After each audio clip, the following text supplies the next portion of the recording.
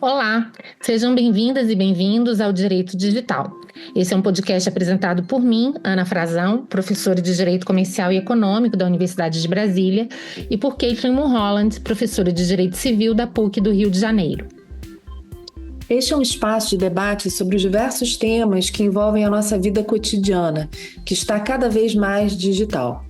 Vocês podem ouvir nossos episódios nas plataformas de streaming ou no site www.podcastdireitodigital.com.br. Nesse episódio, vamos debater o impacto da inteligência artificial nas esferas do amor e da sexualidade. A inteligência artificial se tornou um fenômeno que revoluciona todos os setores, desde a saúde até a criação artística. Mas seu impacto na esfera íntima e sexual vem gerando preocupações significativas. O advento de conteúdos adultos gerados por inteligência artificial é uma realidade que cresce em ritmo acelerado, como aponta um relatório da Deep Trace, uma empresa especializada em segurança digital. Cerca de 96% dos vídeos deepfake disponíveis na internet em 2023 tinham como foco a pornografia. Mais alarmante ainda, as mulheres são disparadamente as principais vítimas dessa tecnologia. O cenário atual é preocupante. Plataformas como OnlyFans, Pornhub e sites de pornografia emergentes estão utilizando o IA para oferecer conteúdos que se adaptam aos desejos mais particulares dos usuários. Imagens e vídeos realistas podem ser gerados sem esforço, com um nível de precisão que antes era inimaginável. Essas tecnologias não apenas ampliam o acesso a fantasias sexuais, mas também levantam questões éticas fundamentais sobre consentimento, privacidade e o direito à própria imagem. O abuso dessas ferramentas para a criação de deepfakes pornográficos não consensuais tem arruinado vidas e carreiras, como alertam estudiosos e advogados. Especialistas têm enfatizado que a legislação atual está perigosamente desatualizada. O direito de imagem e a proteção contra a pornografia de vingança são princípios já estabelecidos em muitas jurisdições, mas o desenvolvimento de deepfakes exige uma nova abordagem legal.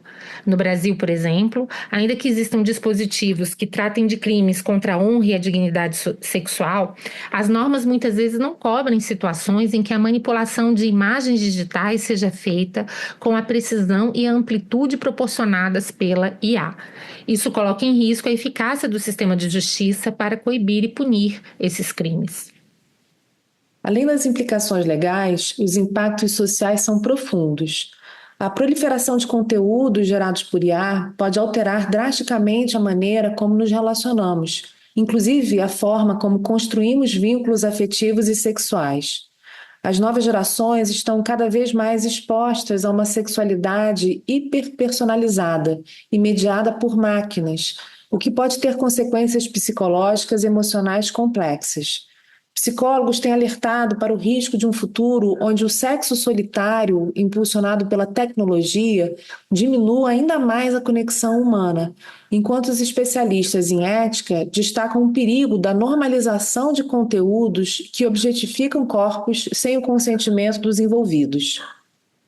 Para o direito, o desafio é imenso. Regulamentar o uso de inteligência artificial em um campo tão sensível exige um equilíbrio entre inovação tecnológica e proteção de direitos fundamentais, como a dignidade humana, privacidade e também a tipicidade de condutas sexuais sem vítimas diretas. A proteção de conteúdos sexuais envolvendo crianças ou animais é rigorosamente criminalizada em muitos países, incluindo o Brasil. Inclusive, de acordo com o Estatuto da Criança e do Adolescente, qualquer forma de produção, divulgação ou posse de material que represente abuso sexual infantil constitui crime, com penas severas. No entanto, quando esses conteúdos são gerados por IA, sem a representação direta de uma vítima real, a discussão se torna complexa. Na prática, o debate jurídico gira em torno de duas questões principais. Se o dano social e psicológico que justifica a criminalização desses conteúdos ainda persiste, mesmo na ausência de uma vítima direta, e se a criação desses materiais continua a alimentar o mercado da exploração sexual, perpetuando o ciclo de objetificação e abuso. Especialistas alertam que, mesmo sem vítimas diretas, o uso de IA para criar pornografia infantil ou zoofilia representa uma ameaça significativa à segurança social. Há um consenso de que esses conteúdos devem ser ilegais, pois, como afirmam psicólogos e criminólogos, podem incentivar comportamentos criminosos e normalizar abusos. Muitos legisladores também argumentam que a criminalização é uma forma de coibir a demanda por esses materiais e evitar que a fronteira entre inteligência artificial e exploração real seja negligenciada. Do ponto de vista jurídico, entretanto, a tipicidade precisa ser bem definida. No Brasil, a interpretação restritiva das normas penais exige que as condutas sejam claramente descritas pela lei. Por isso, a produção de material sexual virtual envolvendo crianças ou animais por meio de IA deve ser enquadrada sob o princípio da proteção integral, mesmo sem a materialização de um crime de exploração contra uma vítima física. Jurisprudência e doutrina podem evoluir para abarcar tais condutas, mas é urgente que o legislador defina como essas situações devem ser tratadas à luz da lei, para que o sistema de justiça não enfrente dificuldades na punição de infratores. Nesse episódio, vamos debater estes temas e tentar refletir sobre os impactos da inteligência artificial na esfera mais íntima dos seres humanos. Vem com a gente!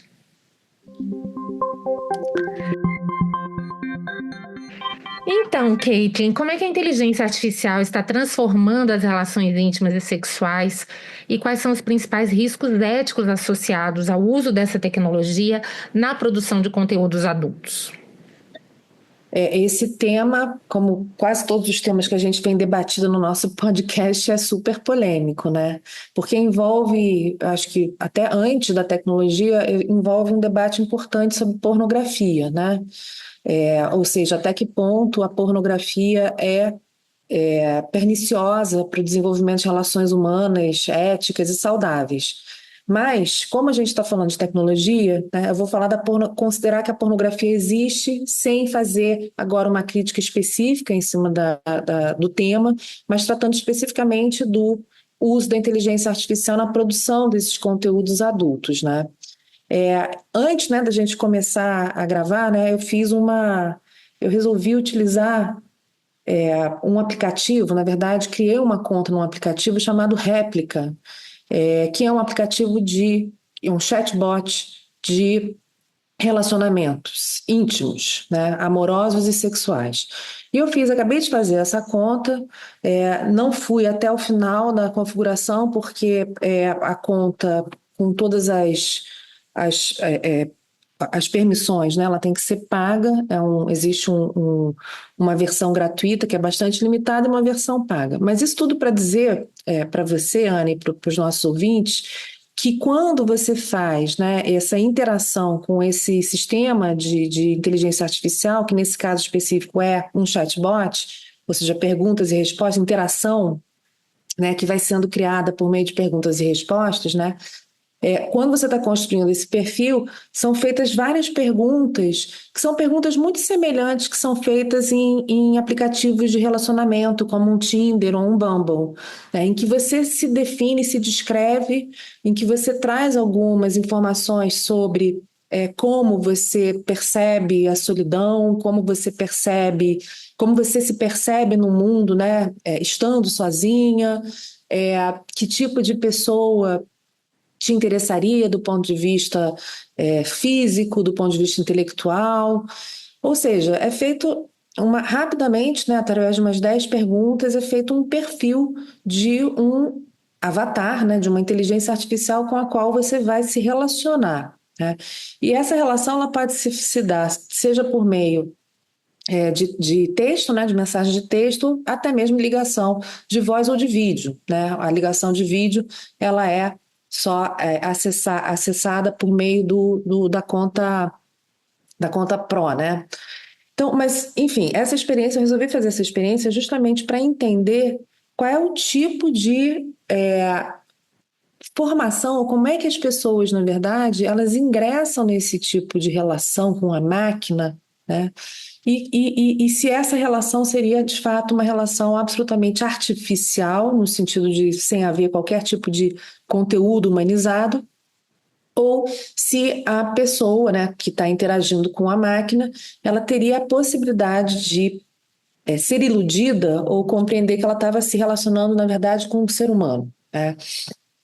Enfim, então isso, né, esse longo, né, essa longo início da nossa conversa é só para que a gente possa localizar um pouco um risco, né? Quer dizer, a ideia é, se a gente tem, né, hoje, né, no mundo, né, aplicativos que cada vez mais, sem ser necessariamente inteligência artificial, né, mas que cada vez mais afastam as pessoas de relações, né, pessoais, relações, né, tete a tete ali, conversando, olho no olho, né, como, por exemplo, os aplicativos de relacionamento que eu acabei de mencionar, né, quando a gente transforma esse tipo de aplicativo, né, e coloca uma nova camada em cima desse aplicativo, em que você se relaciona não com uma outra pessoa, mas com uma máquina, ainda que você saiba que você está se relacionando com uma máquina, porque isso é informado para você, o risco que existe é justamente você criar, primeiro, um afastamento de uma realidade humana, né, de um contato, necessidade de um contato humano, de um afastamento dessa realidade social, humana, de relações. E o segundo é a possibilidade da pessoa humana que está ali interagindo com a máquina ser levada a, literalmente, sentimentos, né, humanos por um objeto. Guardados as devidas proporções, é como se a gente estivesse falando que eu me apaixonei pelo meu celular, né? Ou como aquele filme que a gente já comentou em outros episódios, o filme o Her, né, que é o filme em que a protagonista se relaciona com também uma inteligência artificial que é uma voz, né? Ele conversa com essa voz, que por acaso é a voz mais bela que existe hoje, que é a da Scarlett Johansson, que a gente também já falou no episódio passado. Sim. Então, veja, o risco ético que eu vejo é do esvaziamento das relações humanas, né? E uma certa, não vou dizer que é uma substituição, né? Mas uma entrada da máquina e da tecnologia na vida das relações que pode gerar não só questões psicológicas profundas, mas também pode gerar um afastamento dessa importância do contato olho no olho. O que que você acha Sem disso? dúvida, Caitlin, é muito impressionante os avanços que têm acontecido nessa seara, mesmo a gente já, de alguma maneira, estando um tanto quanto habituado a já ver a tecnologia como uma ferramenta até para o amor e para o sexo. Quando a gente fala Uhum. em sexo virtual, a gente muitas vezes está se referindo ainda a duas pessoas de carne e osso que não estão ocupando o mesmo espaço físico, mas que acabam compartilhando amor e fazendo sexo por diversos recursos visuais, auditivos e etc. Mas a gente percebe que quando a inteligência artificial entra aí, a gente vai para uma outra área, né? Uma primeira área em que eu começo a cogitar de uma interação direta entre um ser humano e uma máquina, e o seu exemplo do filme Her é muito interessante, né? Ele tá até, o título em português é Ela, vale muito a pena assistir, é um filmaço, e a gente percebe que o filme naquela época já coloca uma série de preocupações éticas. Você deve ter visto uma notícia do final de outubro de um caso de um garoto de 14 anos que se suicidou após ter interações sentimentais e sexuais com a plataforma, com uma personagem criada numa plataforma. E a mãe já está decidida a processar a startup, o Google, nos Estados Unidos. Ou seja, aquilo que no filme Ela é contextualizado mesmo diante de um adulto, porque de fato o personagem se apaixona pela voz, imagine então quando estamos falando de uma adolescente. E para além dessas interações, homem e máquina, e que vão poder ocorrer, além de tudo, que em diferentes níveis. A gente já teve a oportunidade de falar aqui no metaverso. Imagine, Sim. então, por meio de avatares, naquele episódio, a gente já falava de estupro virtual, né, de Uhum. alguns sofridos, normalmente, né, por mulheres mais vulneráveis e etc. Então, a gente abre aqui uma fronteira muito grande. E, para além disso, a gente vai ter também a questão da pornografia, que também está se tornando cada vez mais interativa, porque é o usuário que pede e personaliza esses conteúdos, e de uma pornografia que muitas vezes vai com o uso da inteligência artificial, abranger práticas que no mundo real seriam consideradas totalmente imorais, antiéticas, repugnantes, mas que, como a gente está numa esfera de tecnologia, em princípio isso é possível. Então, recentemente, uma reportagem da Folha de São Paulo apontou que nessa indústria da pornografia, movida também com inteligência artificial, há filmes com seres humanos com genitálias gigantes, sexo com centauros, com lobisomens, com excentricidades de todos os tipos. E, para além disso, as deepfakes, em que muitas vezes a gente está utilizando imagens de pessoas normais, né, pessoas que não atuam naquela indústria, para protagonizarem realmente essas cenas de sexo. Então, esse é um primeiro mapeamento, né, de como essa discussão é ampla, de como, em muitos casos, não estamos falando só de sexo, também de sexo, mas não só. O caso do menino que se suicidou, o exemplo do personagem do Ela, né, em muitos casos, o envolvimento ele é maior do que simplesmente a questão sexual, vai envolver sentimentos, vai envolver dependência e tantas outras questões. E estamos aqui num contexto em que o número de assexuados já vinha aumentando, ou seja, as conexões humanas diretas estão se tornando talvez cada vez mais difíceis. O vício em pornografia também aumenta consideravelmente, e com a produção desses conteúdos personalizados, a tendência é que os estímulos e os retornos são muito mais intensos do que na pornografia tradicional. Ou seja, todas as razões pelas quais deveríamos nos preocupar com o consumo excessivo de pornografia, quando estamos falando da pornografia que é feita com a utilização de inteligência artificial, essas preocupações se potencializam enormemente, né? Sem dúvida. Então, e acho que é importante a gente, né, falar nesse tema especificamente. A gente está falando de uma tecnologia que é uma tecnologia imersiva, que pode ser utilizada, que na verdade, ela é generativa, ela cria relações a partir da interação com o humano, o que é totalmente diferente, né, de uma animação ou de um anime pornográfico. Né, como existem, né, existe toda uma especialidade na pornografia por meio de desenhos animados, de animes japoneses, né? A gente não está falando exatamente disso, a gente está falando de uma pornografia que vai ser turbinada por conta dessa hiperpersonalização que a gente mencionou na introdução da nossa conversa, né?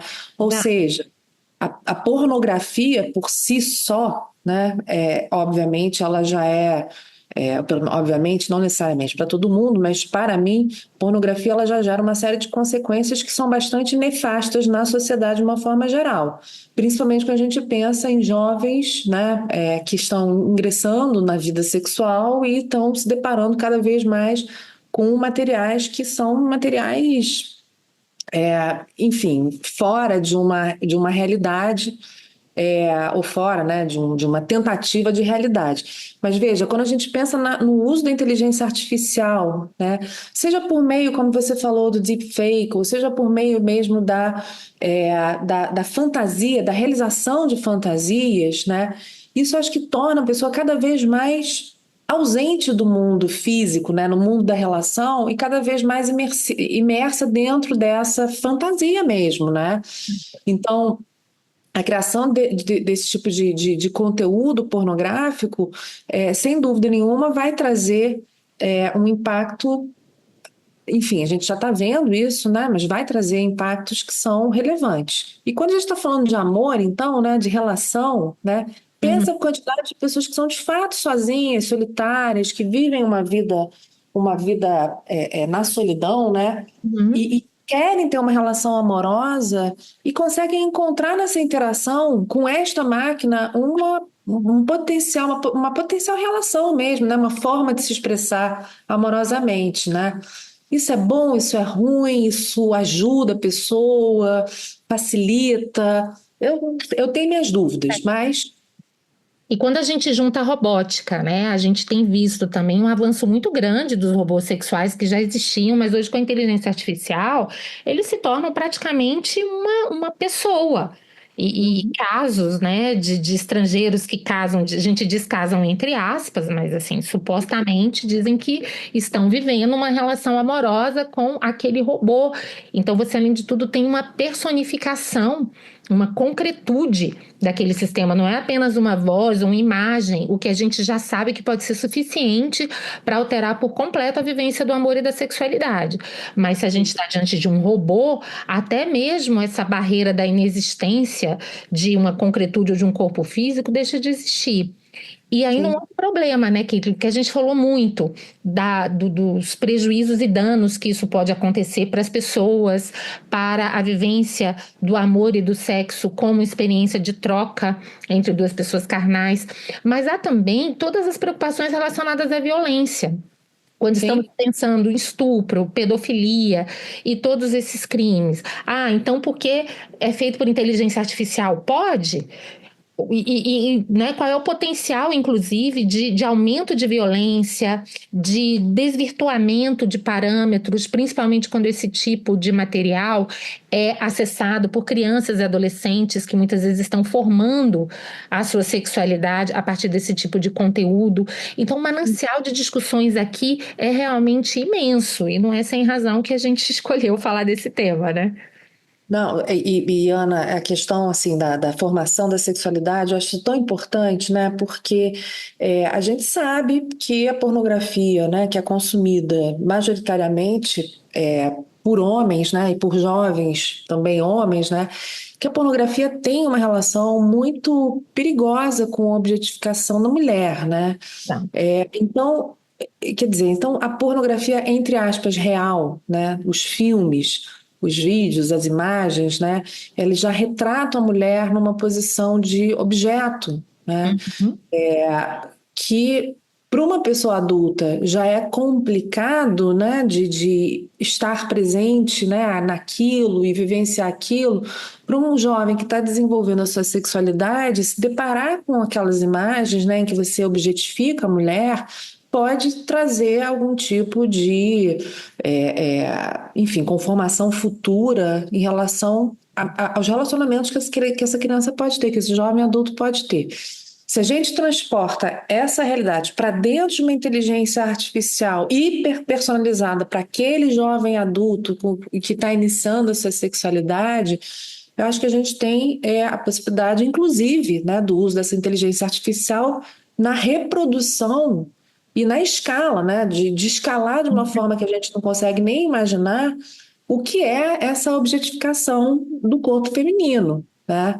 Do corpo masculino menos por conta da questão do consumo da pornografia no nosso país, por exemplo, mas da objetificação do corpo feminino, sem dúvida nenhuma. Então, será que o uso dessa tecnologia ela não seria, na verdade, um desfavor, é, justamente porque pode potencializar ainda mais essa objetificação, né? Você transforma, né? Você, na verdade, mantém uma um critério, né, de Uhum. discriminação, se a gente puder falar discriminação algorítmica, mas é verdade, né?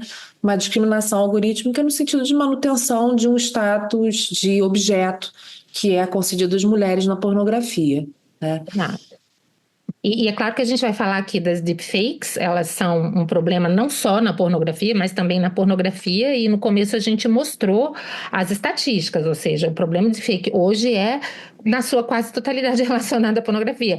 A gente sabe que tem acontecido também para fins políticos, outras finalidades, mas a questão da pornografia, estatisticamente, acaba sendo a mais relevante. Mas o que a gente tem visto é que quando você analisa o problema no seu conjunto, os desdobramentos éticos e jurídicos são muito grandes, porque eles vão desde consentimento, exploração, essa confusão entre o que é realidade e o que é fantasia. E eu mapeei aqui, que tem alguns tópicos para a gente conversar, porque veja, falar de uma pornografia feita por meio de inteligência artificial, agora voltando um pouco para essa questão, ou talvez nem que eu acho que enfim, eu havia pensado mais na pornografia, mas a rigor a gente poderia colocar essas mesmas questões com robôs sexuais e outras interações entre ser humano e máquina. Você está lidando aqui com um contexto de absoluta customização e personalização. Algo que na vida real a gente jamais teria. Vida real, as pessoas têm seus defeitos, a gente é acostumado e, enfim, precisa lidar com isso. Não Aham. nessa parte. O que que acontece? Todas as preocupações relacionadas a vício em pornografia, elas vão se potencializar aqui, porque obviamente que eu vou receber um produto que vai me estimular muito mais, ele é feito sob medida para mim, a tendência é eu ter um uso mais frequente e mais prolongado. Uhum. Isso se potencializa com o fato também de que hoje os próprios usuários, eles participam ativamente do processo de criação desses conteúdos, né? Eles fazem as suas demandas específicas ou eles próprios criam também em conjunto esses conteúdos. Você Uhum. tem o desfazimento das fronteiras entre o que é realidade e o que é fantasia, né? Um aumento potencial das possibilidades de vício e uso compulsivo, mudanças nas expectativas sexuais, o que vai ser complicado em todas as esferas, ainda mais quando estamos falando de crianças e adolescentes que estão formando a sua sexualidade, né? Uma motivação decrescente para relações reais, exploração de conteúdos antiéticos, proibidos, conteúdos que são tabus. E mais, Uhum. como é que a gente vai fazer com a questão da privacidade? Porque eu só recebo um produto personalizado porque eu tenho os meus dados compartilhados. O seu Sim. exemplo aqui do réplica é muito interessante. Ele te faz perguntas super íntimas. Como é que você reage diante de situações assim, ou assado? Como é que você lida com a sua solidão? Quer dizer, quem tem acesso a essas informações, seja para te oferecer um avatarzinho, né? Eu nem sei como a gente O poderia chamar companheirinho. um Eu acho companheiro que é um avatar, né? virtual. Inclusive você me Avatar. mostrou, aparece ele lá bonitinho, mas a gente teria É. que ter a versão paga Pra- para entender um pouco Nossos melhor. ouvintes vão financiar a nossa versão paga. Para entender. Mas vejam que são muitos dados sensíveis. Quem tem Muito. acesso a isso para nos oferecer um produto com esse grau de personalização e customização, sabe a nossa vida na sua mais alta profundidade, né? E eu sempre digo que falar de sexo, falar de amor, falar provavelmente de uma das dimensões mais importantes da experiência humana. É algo muito relacionado a essa esfera existencial. Então, quais são os cuidados com esse tipo de informação? Isso realmente é muito preocupante, né? Ana, vou ser sincera aqui com você. Eu não me dei nem ao trabalho de ler os termos de uso do aplicativo e a política de privacidade. Mas o que eu posso dizer é que as perguntas que são feitas são perguntas que todas elas que foram feitas revelam dados sensíveis. Então, Exatamente. a primeira que foi feita para mim é como eu gostaria de ser tratada, né? Como que gênero, né? Feminino, masculino, não binário, enfim. Então, isso, obviamente, né? Esse dado ele não é um dado sensível, mas as perguntas que são subsequentes são as perguntas que podem revelar a orientação sexual, Uhum. hábitos sexuais, perguntas que têm a ver com a saúde, né? Porque acho que a partir do momento em que é feita uma pergunta, como eu me relaciono com a solidão, isso é uma pergunta de saúde mental, psicológica, tá? É um dado de saúde, tá? Uhum. É, questões relacionadas em qual é o meu interesse, né, com esse avatar, o que que eu quero com esse avatar, a depender da resposta que eu dou, eu também estou revelando dados sensíveis. As respostas são desde algo simples, que é assistir televisão, até flirt, né? Ou seja, até você ir a encontros e você é, é, ter algum tipo de relação amorosa. Então, Sim. veja, são dados. São Uhum. dados, alguns sensíveis, que, como eu disse para você, eu não li os termos, a política de privacidade, então eu não faço, e acho que geralmente 90% das pessoas não fazem a menor ideia de como esses dados estão sendo armazenados, e ao mesmo tempo a gente tem uma situação em que existe aí enfim, a tutela jurídica, né, dos dados pessoais, a proteção dos dados pessoais e da privacidade como um direito fundamental. Então, e aí? A gente concedeu Veja, uma série de dados para interação com a máquina. exato. E veja que a gente está no primeiro passo desse processo. São as Sim, perguntas iniciais para você quase que começar a ter os serviços do aplicativo disponíveis. Depois você isso. vai começar a conversar com o robô. Imagine o número de dados sensíveis que surgem numa conversa como essa.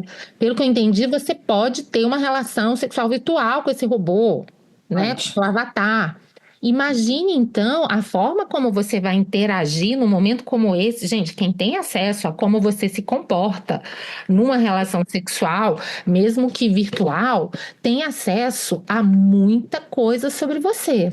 Então, Sem veja, dúvida. uma experiência básica. Hoje a gente entra no aplicativo, você responde esse questionário, depois você conversa com seu avatarzinho, uma conversa provavelmente picante e já que enderece contato Entendendo sexual o sexo. Aham. superveniente, e depois você interage realmente, não só por palavras, né, com o robozinho. Então, assim, com o avatar.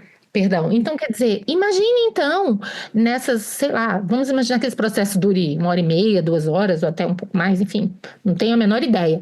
Mas quanto de informações sensíveis podem ser extraídas dessa simples experiência, Sem dúvida.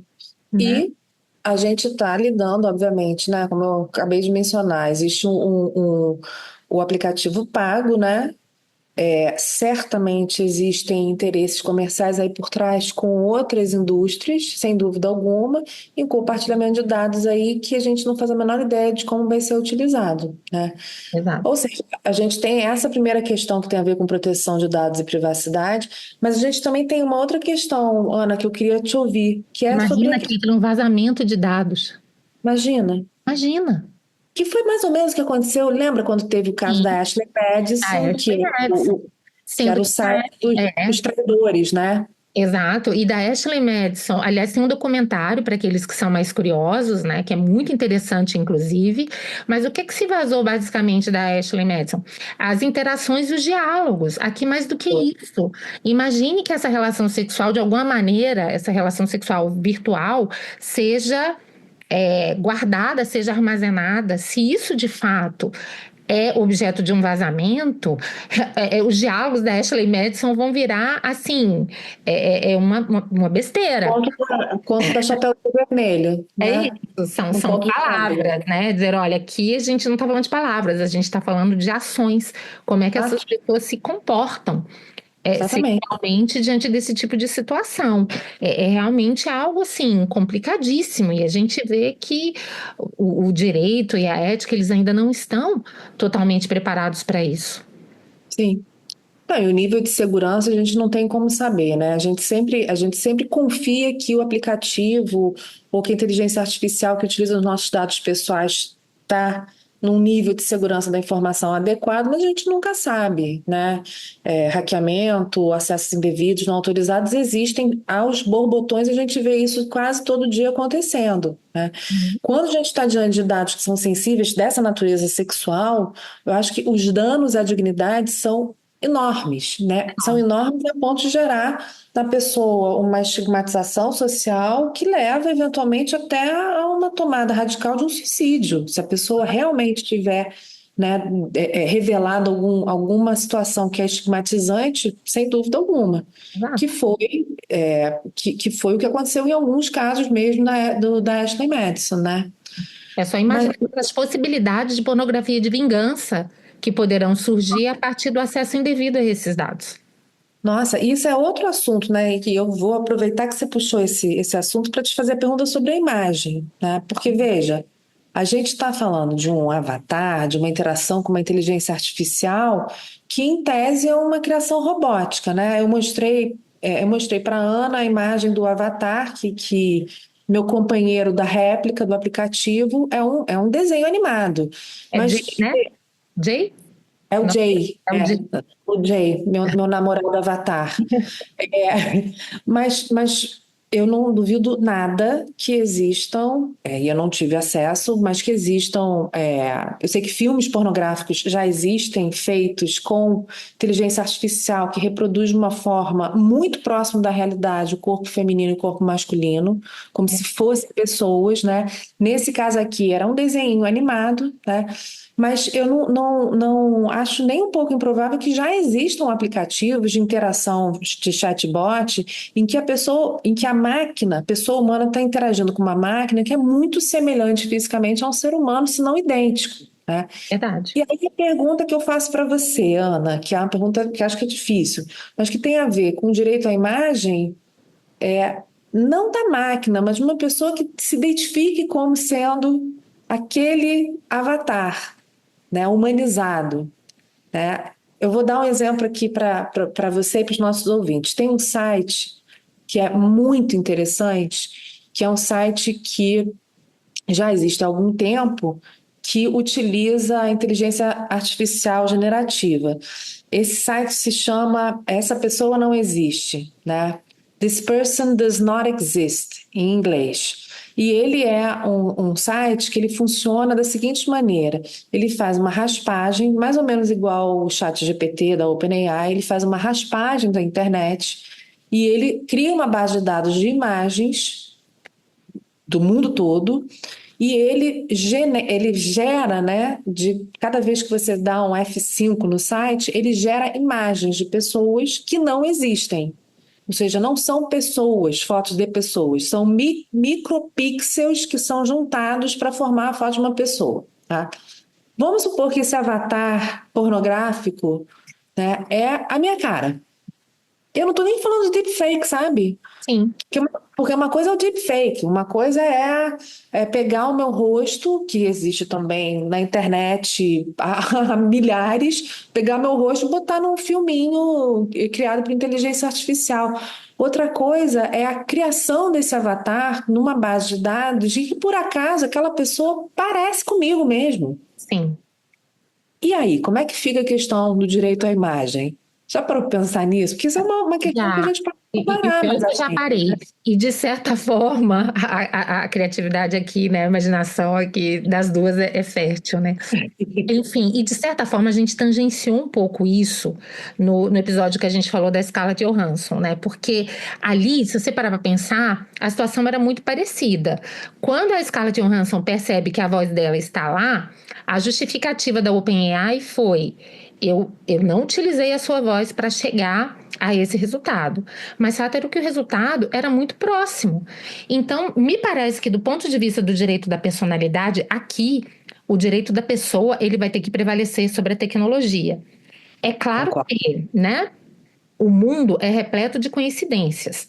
Do ponto de vista da imagem, os sósias, do ponto de vista da voz, mas a gente não tem como administrar isso é, quando é fruto da natureza. Não tem como impedir que duas pessoas sejam muito parecidas. Então, se há alguma confusão de identidade, é algo semelhante ao problema dos homônimos.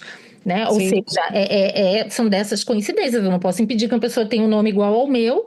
Isso pode gerar problemas de identidade. Às vezes vai até justificar algumas soluções jurídicas específicas, como mudança do nome. Mas quando isso resulta de algo que não é da tecnologia, que decorre da natureza ou das próprias circunstâncias da vida, não há realmente o que se fazer. Mas quando a gente está diante de um resultado da tecnologia, isso é diferente, porque eu poderia optar por não ter aquele resultado e criar outro. E mais do que isso, por mais que na natureza eu possa ter vários sósias, quando eu estou falando de uma tecnologia, eu posso replicar esse número de sósias numa escala até então nunca vista. Então, quer dizer, Sim. a tecnologia não só replica um problema que pode acontecer no mundo real, como ela potencializa e atribui a ele uma escala muito grande. Então, me Uhum. parece que nessas situações, a identidade, ela deveria ser protegida sobre qualquer outro fator. E tanto é verdade que, voltando ao caso da Scarlett Johansson, mesmo com essa justificativa, a Scarlett Johansson falou: olha, eu não quero saber disso. O fato é que o resultado é igual à minha voz, as pessoas estão me confundindo, elas estão achando que a voz é realmente minha, e a gente sabe que o resultado foi que a própria OpenAI resolveu recuar. Talvez Uhum. estamos falando de uma atriz famosa que estava disposta realmente a tomar todas as providências, né, para resguardar a sua voz. Será que eles teriam feito o mesmo se fosse uma pessoa anônima, mas que pudesse estar passando também pelas mesmas dificuldades? Então, é essa a questão. Se a reconstituição de uma imagem, de uma voz, de um atributo da personalidade, ela acaba criando uma grande confusão, ou quase que uma identidade com uma pessoa natural já existente, me parece que a gente vai ter que criar mecanismos para proteger essa pessoa natural já existente. Se Mesmo que a gente não esteja diante de uma vítima real, propriamente, né? Se uma vítima real, eu digo assim, a gente está falando de uma tecnologia, mas se essa tecnologia se aproxima, né, o resultado da aplicação dela se aproxima tão proximamente, né, de um ser humano, é isso. o olhar é para a tutela do ser humano, da pessoa humana. É o que eu acho. Agora, como a gente vai operacionalizar isso também não é simples, porque a gente não pode exigir dessas empresas que elas tenham acesso ao rosto de todas as pessoas do mundo para terem certeza que jamais elas vão reproduzir algo semelhante. Talvez no futuro a gente até tenha essa possibilidade. Talvez você possa até me convencer que hoje já existe. Mas chato é que, no mínimo, quando a empresa de tecnologia é notificada do problema, tal como aconteceu com a OpenAI quando ela recebeu lá a notificação da Scarlett Johansson. Olha, vocês criaram uma voz que é igual a minha. E agora vocês vão ter que cancelar isso. Então, no mínimo, a partir do momento em que existe um pleito concreto de alguém que legitimamente está tendo a sua identidade comprometida pelo resultado de uma tecnologia, parece que aí essas empresas teriam que retroceder. Não, sem dúvida. Eu concordo plenamente com você. E acho que, independentemente de ser Scarlett Johansson, tá? Eu acho que Tá? qualquer pessoa, na realidade, que possa identificar ou se identificar, né, na reprodução da máquina, teria o direito de ter resguardado a sua personalidade. Agora, E Caitlin, imagine, a Scarlett Johansson estava chateada porque a voz dela estava sendo utilizada nas respostas do chat GPT, da OpenAI. Mas imagine que alguém reconstituísse a nossa imagem e que, de repente, a gente se visse num filme pornográfico. Aqui a gente meio que está unindo as pontas dessa conversa.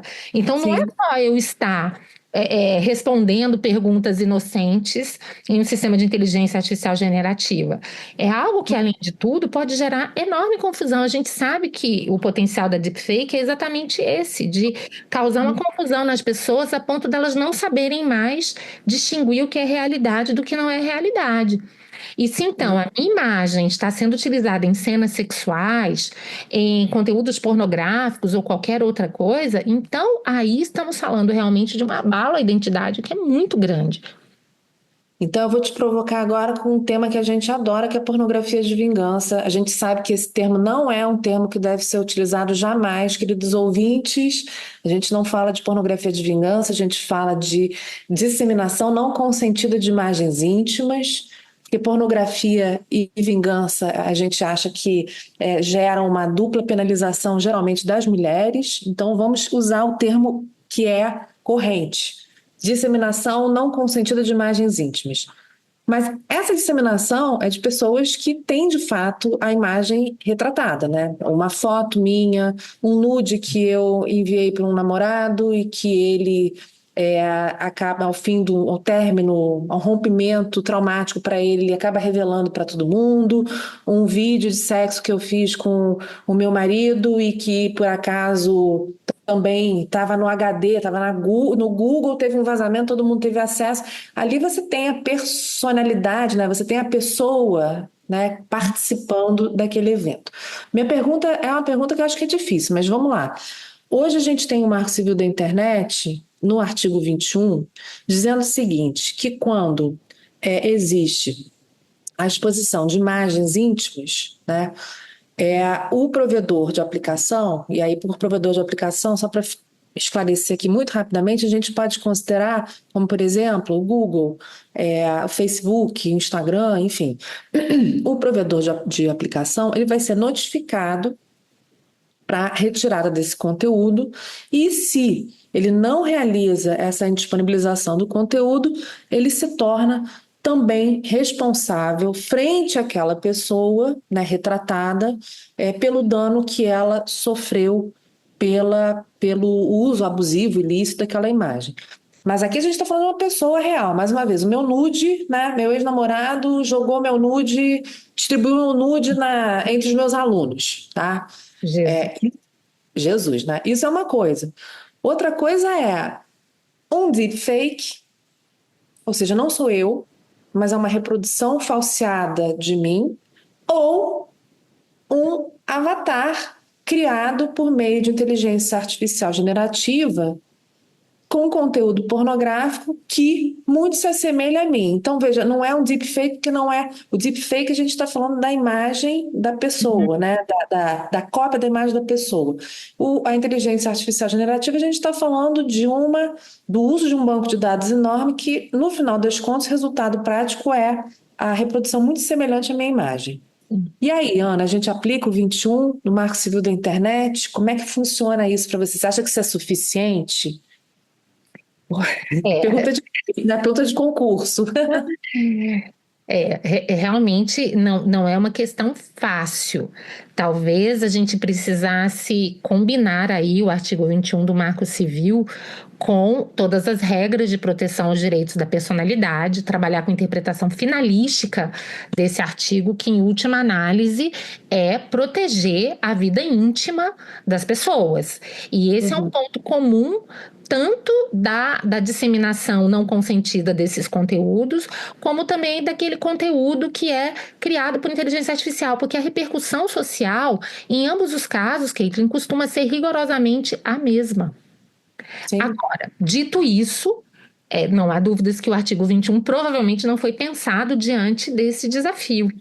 De jeito nenhum. Vai gerar realmente essa discussão interpretativa, né? E claro, os nossos tribunais, vamos lembrar até pela experiência que temos com o artigo 19 do Marco Civil, tendem a interpretar o Marco Civil de maneira muito restritiva. Então, não sei, eu teria que pensar um pouco mais, não consigo vislumbrar no direito brasileiro, pelo menos nesse momento, um horizonte em que tribunais pudessem aplicar esse artigo com essa extensão. A gente vai até voltar a esse tema depois, né, para mostrar realmente o quanto talvez para lidar com vários desses desafios a gente precise realmente de legislação específica até para atribuir um pouco mais de segurança jurídica ao tratamento dessas matérias. Uhum. E sobre crianças e adolescentes, hein? Isso para mim é o mais problemático, né? Recentemente eu dei uma palestra no Congresso do IBDFAM, do Instituto Brasileiro de Direito de Família, e eu falei justamente sobre o fato de que nós, né, mães e pais, né, tios, tias, enfim, que divulgamos imagens de crianças, né, na internet, nas redes sociais, por exemplo, a gente de alguma forma está permitindo, inclusive, o uso dessas imagens para fins de pedofilia, tá? Mais uma vez, né, uma coisa é a imagem de uma criança real sendo utilizada para a edição de um filme pornográfico, tá? A outra coisa, quer dizer, é outra coisa ou não? Essa que é a questão. É a criação de um filme pornô com uma criança que não existe. Pois é. Uma máquina, uma criação, né?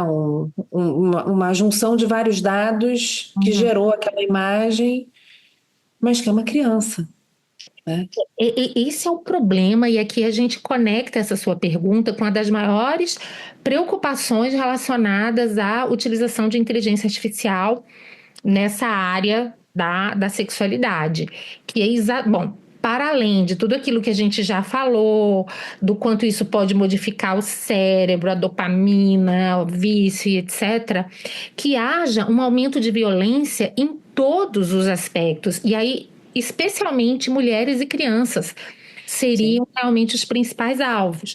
Porque se eu posso tudo sob o fundamento de que tudo é virtual, e aliás a indústria dos games já mostra isso. Eu faço nos games, eu, né, posso decapitar pessoas, matar, explodir, e o argumento é bom, mas eu estou fazendo isso no mundo virtual, e não é sem Não é razão que a verdade. gente diz, né, que também os games e a utilização cada vez mais intensa de inteligência artificial nesses assuntos pode ter como consequência, estudos que apontam isso, um aumento enorme de violência. A mesma Uhum. coisa aqui. A gente pode ter inúmeros aumentos de violência sexual, perpetuação de cultura de estupro, exploração de crianças, um reforço das discriminações de gênero, especialmente quando a gente coloca as mulheres sempre num papel de servir ao homem ou aos homens, ou de serem subjugadas, de serem humilhadas ou inferiorizadas durante essa relação. E isso sem falar, né, no cyberbullying, nas diversas questões relacionadas a assédio. Então, não me parece, eu tenho algumas dúvidas sobre isso, Caitlin, queria muito te ouvir, mas não me parece que seja tão simples a gente falar, olha, isso não existe. Isso é simplesmente uma construção da tecnologia. Em primeiro lugar, porque essa tecnologia ela é muito persuasiva. Quem recebe Sim. aquela tecnologia tende a acreditar que aquilo aconteceu. E, aliás, se é um deepfake de boa qualidade que não se apresenta como tal, às vezes até o que não é real pode estar sendo veiculado como algo real, está sendo apreciado pelo público consumidor como se fosse real. Mas ainda que haja toda a transparência, que fique muito claro para o público, ou seja, para o mercado consumidor, que estamos falando de um conteúdo todo ele construído digitalmente, sem nenhuma conexão com o mundo real, eu ainda assim acho muito preocupante do ponto de vista do aumento da violência, da formatação da sexualidade das pessoas e etc. Se eu já acho preocupante os efeitos disso no que diz respeito a um distanciamento entre as pessoas, pelo menos elas não estão se causando mal. Né? Sim. Imagine, então, numa situação em que você pode ter consequências concretas muito graves. E aqui me parece que a gente começa a ter um problema social, um problema de interesse público que talvez exija de legisladores, juízes, um cuidado maior no tratamento dessas questões. Eu não sei nem se a gente precisaria de uma legislação específica. Você estava falando, Ana, eu pensei numa questão que eu acho que já existe uma certa solução, seja na nossa Constituição, seja nas próprias normas relacionadas às ações civis públicas. A gente está diante de pessoas que são vulneráveis ou hipervulneráveis, né? Quer dizer, são categorias de pessoas, né? A gente está falando de criança, mas a gente pode pensar também em pessoas que têm algum tipo de deficiência física ou psíquica, idosos, né? E Pegar um grupo, né, dessas pessoas que a gente chama de vulneráveis e pensar numa tutela coletiva destas pessoas, ainda que elas não sejam personificadas, né, naquela máquina. Na verdade, é uma máquina, não é a pessoa, mas a representação, ela é uma representação da máquina, é uma representação de uma imagem humana, né? é. Então, a gente poderia pensar E que tem em consequências, né, Caitlin? Tem consequências. Muito da discussão, inclusive, de dano moral coletivo, vem também dessa questão que às vezes há determinadas situações que transcendem uma pessoa e que acabam trazendo impactos para toda uma coletividade ou todo um segmento, né, de mulheres, de pessoas que têm algum tipo de vulnerabilidade. Então, processualmente, eu concordo com você, mas ainda é muito delicado do ponto de vista do direito material lastrear isso, né? Porque dizer, olha, se eu posso num game sair matando e cortando cabeças e fuzilando todas as pessoas, e isso não é crime nem ilícito, por que eu não poderia ter acesso a materiais nos quais eu subjugue mulheres ou eu estupre mulheres, especialmente, né, se eu tiver numa guerra e ela, né, e aí já é uma mistura de game, pornografia, e eu fiz aquela mulher prisioneira, e portanto ela é minha, ela vai ser uma escrava sexual e etc. Então, a gente ainda tem algumas fronteiras, ao meu ver, delicadas para serem superadas. E vejam que, por isso que eu conecto muito também essa discussão com a violência digital. sim. Se você parar para pensar, elas têm um fio condutor comum. A gente sempre parte da premissa de que se é virtual, eu posso fazer no virtual aquilo que eu não né, posso fazer no mundo real. Mas será que realmente eu posso fazer tudo no digital? Quais são as implicações sociais, políticas e econômicas de poder fazer tudo no digital? Isso não é banal. Eu posso, então, produzir conteúdos de pedofilia, conteúdos de exploração sexual de mulheres, tão somente porque está no digital? Olha, mas essas crianças aqui não são crianças verdadeiras, não. É tudo criado digitalmente. Isso resolve o nosso problema? Quais são os impactos desse tipo de conteúdo em quem assiste para o aumento da pedofilia aí sim no mundo real? Ô, Ana, eu tenho certeza absoluta que vai ter gente argumentando que justamente o fato de ter lá a criancinha criada virtualmente numa relação sexual vai permitir as pessoas, os pedófilos, darem vazão aos seus desejos mais escusos e não realizarem com a pessoa física. Certamente vai ter gente falando isso. Mas olha só, peguei aqui, já que a gente está falando, né, da necessidade da gente ter alguma legislação específica, a gente já tem alguns projetos de lei em andamento, né, propostos. Dos que acho que está mais avançado é o projeto de lei 5694 de 2023, o autor da proposta, o deputado Fred Linhares, que altera, né, o Estatuto da Criança e do Adolescente e estabelece uma pena de 4 a 8 anos de prisão e multa para quem manipular imagens ou sons com uso de inteligência artificial para produzir conteúdo de sexo com criança ou adolescente. Uhum. Então, isso, né, já que a gente falou, né, no início da nossa conversa, né, a necessidade de uma tipicidade penal, de uma previsão, né, anterior de um crime, isso já é uma proposta bastante interessante, visionária, né, no sentido de já identificar a necessidade de, né, alterar a legislação existente, já vislumbrando esses crimes, né, que certamente já estão sendo cometidos, né? Então, Uhum. esse projeto é um projeto que eu acho que é super interessante, e outros, né, para além Necessário, da né? tipificação criminal, a gente pensar também em outras formas de tutela da própria pessoa, né, que está Sim, sendo eventualmente até mesmo manipulada por uma inteligência artificial, né? sem dúvida. Enfim. Até essa discussão do menino que se suicidou supostamente em razão desse envolvimento afetivo, talvez seja muito pesado para uma criança de 14 anos, um adolescente, ter que lidar com as consequências desse tipo de interação. Então, temos Sim. que pensar também quais são os limites para o acesso a todas essas possibilidades. E eu, particularmente, vejo com bons olhos as modificações legislativas aqui, mas a gente também sabe, Caitlin, que elas não são as únicas. Ou seja, quando eu estava fazendo uma pesquisa para gravar esse podcast aqui, eu vi realmente muitos profissionais dizendo: olha, temos que evoluir na legislação sem dúvida, mas a gente vai ter que insistir em várias outras frentes.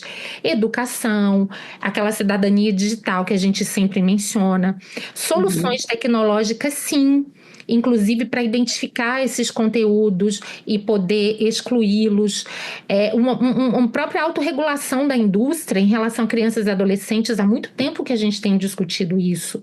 Como as Sim. crianças e adolescentes têm sido desprotegidos, têm tido acesso a conteúdos indevidos, a interações indevidas e como, muitas vezes, com obrigação de cuidado, a gente conseguiria proteger melhor esses públicos vulneráveis, né? Então, isso é para mostrar que sim, a mudança legislativa, tornar essas condutas tipicamente crimes, vai ajudar bastante, vai acabar com a insegurança jurídica em torno de vários assuntos, mas não vai resolver.